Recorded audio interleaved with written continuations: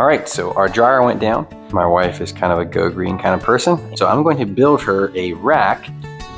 So yeah, this rack that I'm building here for my wife is going to be kind of a greener option. Our kids are constantly coming in from the outdoors, and we're always trying to stack things around the wood stove anyhow before our dryer went down.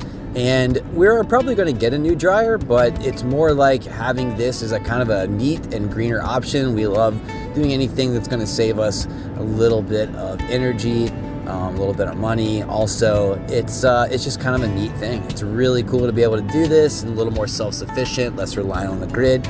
Anything that allows us to do that, we're really big fans of. So this rack can be hung straight from the ceiling, just vertically, or if you have a lot of clothes, we're making it to where you can actually make almost like an L shape out of it. That way you could do lots of stuff kind of close together. So yeah, this build was a lot of fun. It went really, really well, I thought.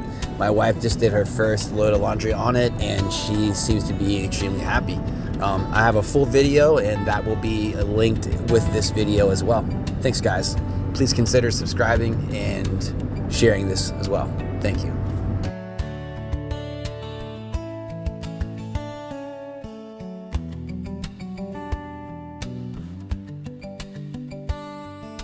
And here it is all installed, and it works on a tri-fold system. We've got two little J hooks up top and two eye bolts coming in from this right here, and it will eventually rest somewhere over there. You can hang stuff this way as well. If you have more towels or something like that, it's gonna like need a lot more length.